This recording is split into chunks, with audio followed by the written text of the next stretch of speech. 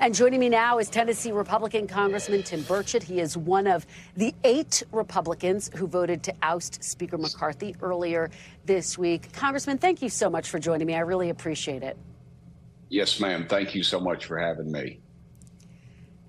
So just to hit that point home, you were one of 8 Republicans who voted to kick out Speaker McCarthy. And you did that without a clear replacement plan in mind. I guess the question is, why did you go forward without a backup plan?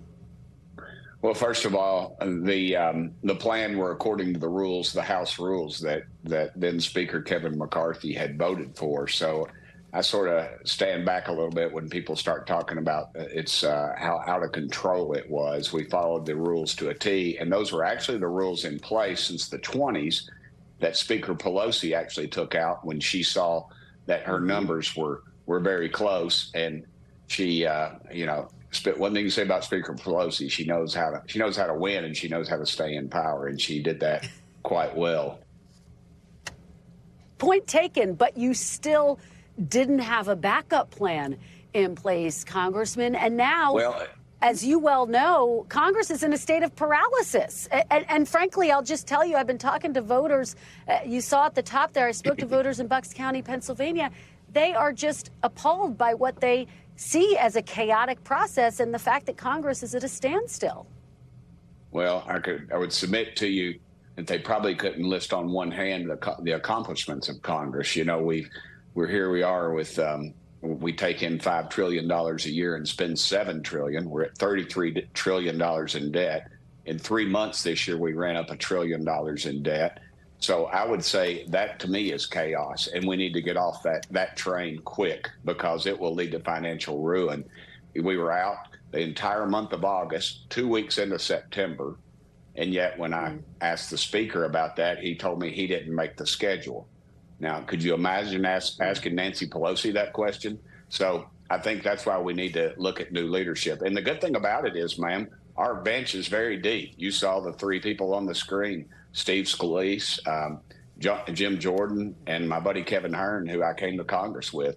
They're all very strong people, and each one of them is quite accomplished. You don't hear much about Kevin Hearn. I mean, the guy was born into poverty. He lived in housing projects, started working at McDonald's, ended up owning, I think, 20 or 30 of them. He owned a bank, and he kind of came out from nowhere. So we're in good shape as far as that goes. We're talking about 3 days, and and 2, here we are 45 days away from having to pass another continued resolution. Yet on Monday, our urgency to get to Washington was, let's name a post office.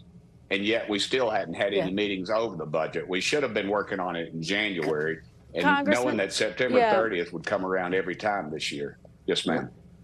Let me ask you about those 3 candidates, because I do want to look forward and get your sense of where this race stands. You told Newsmax just this week that former President Trump would be a unifying factor in this speaker's race. As you know, he's now backing Jim Jordan. Is that enough to get you on board with Jim Jordan?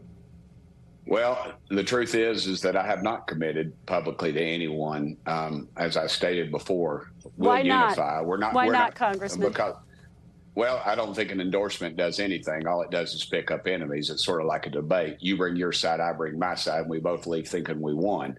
And I don't think that I would have that much of an effect on anyone else. But I do think, though, that those 3 men are very well qualified. And any of those 3 could actually run the Congress. Now, in the past, it's just kind of gone up the chain, and on this one, you have 2 capable challengers that really haven't gone up the leadership chain. Well, let's talk about a potential Steve Scalise or Jim Jordan as Speaker. Do you think either of them would have handled this situation as we were careening toward a government shutdown differently and would have let the government shut down? No, ma'am, I don't believe they would have. But you got to realize, too, a 3-day shutdown versus the total collapse of our economic system is really what we're looking at. We're paying $1 trillion a year in interest. And in 6 to 7 years, that could be our largest single payment in our budget.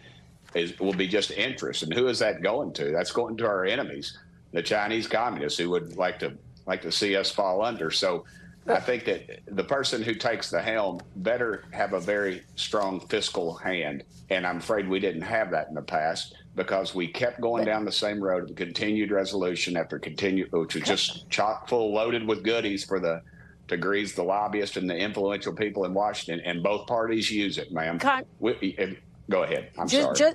That's okay. I just want to be very clear about what you're saying, though. You're saying that neither of them would have struck a deal with the Democrats to keep the government open. Is that what you're saying? No, ma'am, I'm not saying that at all. All I'm saying is I think they would have worked something out. We could have passed it with just the Republicans in the House. Now, our new leadership, knowing that who's in the White House and who's in the Senate, I would suggest they should go every day, be on the phone with the president, be on the phone with Chuck Schumer, trying to work something out.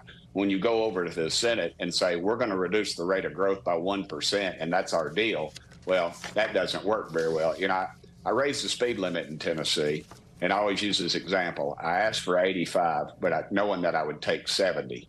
So that, you know, when I was in the legislature. So I think you go in, you have to have kind of a business-like mind, and you have to go in, and you don't ask for the bottom level. You have to ask the bottom plus. And I'm afraid in the past, too, we spent a lot of time on the news talking at